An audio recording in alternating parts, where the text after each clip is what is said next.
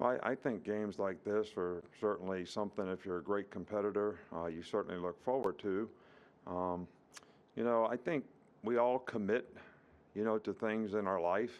When you commit to things, you have a sense of purpose. When you have a sense of purpose, you're willing to make the choices and decisions to create the right habits so that you can be the best version of yourself, when you get in a competitive situation. And then you have to ask yourself sometimes, or not, maybe the things that I'm doing are not creating the best habits for me to be able to accomplish the goals I have and the things I'm committed to. So then you got to question what your sense of purpose is. So I think that, these are the kind of lessons in life that at least I learned, and I think players have to learn. Um, because if you do this as a football player, you make a commitment, you have a sense of purpose, you create the right habits, you'll be able to do that in anything you choose to do in your life. But if you don't, and you can't do that, and you can't persevere, and you can't make those choices and decisions, it's my fear that, that may affect your chances of being successful in your life. So, and these kind of challenges and these kinds of games, all right, as, competitors, that's when you find out just, what your commitment has been and what are the habits that you've created and what do you have to continue to do to try to, be the kind of player you want to be the kind of team you want to be. So we'll certainly find that out because we're going to play a really good team in the SEC and a tough place to play. So, and we're certainly looking forward to the challenge because we'll, kind of tell us a little bit about who we are, um, where we got to go, what we need to do to get there. Okay, we'll start with Aaron Suttles. Aaron, go ahead. Coach, you've played in a lot of these games, a lot of top 25 matchups in your career at Alabama. And I know every win is important because they're hard to get, but is there any memorable ones that stick out to you that meant maybe more to you than others?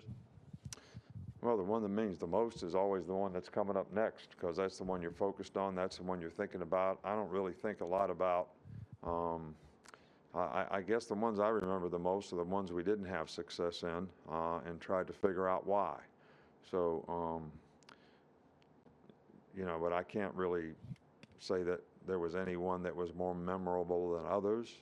Obviously, when you win a championship game, you're always playing against a good team, and there's a lot at stake. And when you win them, you feel great, and they're great. And when you lose them, you feel horrible. So, but that's what competitive sports are all about, and that's what you try to work to avoid. That you can have success, and you don't have that feeling of what it's like to lose. We'll go to Nick Kelly. You've talked a few times this week about they've got some quarterbacks who can run, but they've also hit on some deep passes as well to start the season. What's the key to defending both well at the same time? Well, it's not easy because when the quarterbacks are good runners, they're obviously, as I've said before, they have an extra blocker.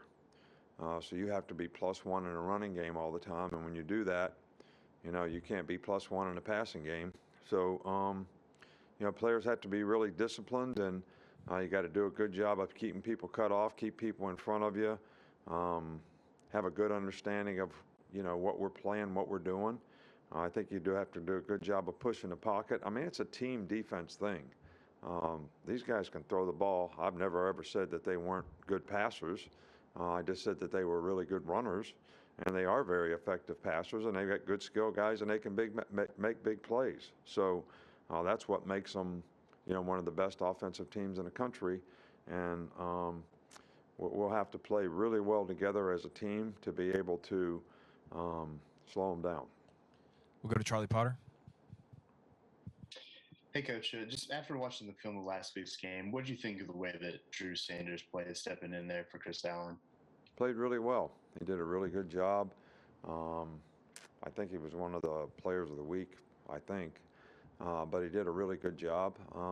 And, he's a good football player. And I think the more experience he gets, the more reps that he takes, the better he gets.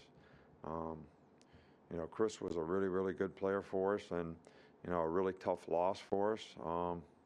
But, I think, Drew certainly took advantage of the opportunity that he had and did a really good job.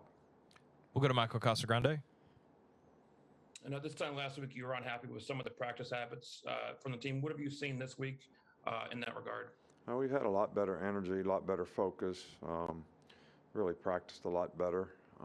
So I'm not disappointed in the way we're preparing for this game. We'll go to Taylor Kaufman. Taylor. Taylor, you're muted. Thank you. Hey, Coach, you were talking about perseverance.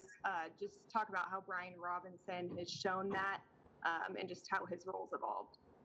Yeah, B-Rob has really done an outstanding job, I think. You know, he's been here for 5 years. 4 of those years he played, but he was never the guy.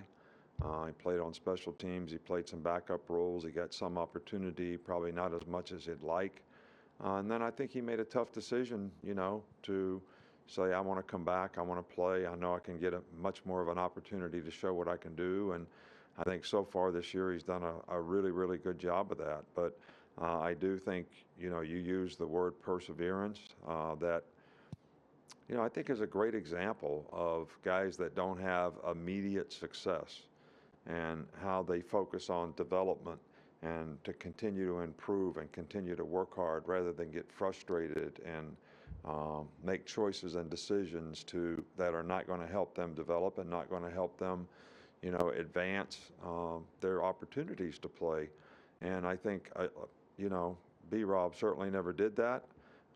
There are players that do that, and it takes a while for them to mature so that they can do it. But B-Rob's always showed tremendous maturity, you know, in his disposition on the team, how he could contribute to the team, and how he's improved as a player. Okay, we got time for 2 more. We'll start with Mike Rodak and then Joe. What have you seen from Josh Jobe and Jalen Armour Davis this week, just in terms of getting ready and being available for the game? Yeah, they practice all the plays. They're out there playing every day, so seem like they're doing okay to me. And we'll finish up with Joe. Go ahead, Joe. Coach, what's your assessment of James Burnip through the first 2 weeks, and how do you feel about the punter position heading into the environment? Yeah, well, I think James has gotten better each game, and he's actually probably had his best week of practice this week. And I think he's got a lot of potential, and I think he'll continue to improve as he gets more experience and more confidence. So we're pleased with him, and I feel much better about that position than maybe I have the past couple of years when you know, we haven't had very good performance at that position. I think we can get even better than what we've done to this point. I expect that, and I think James is the guy who can do it.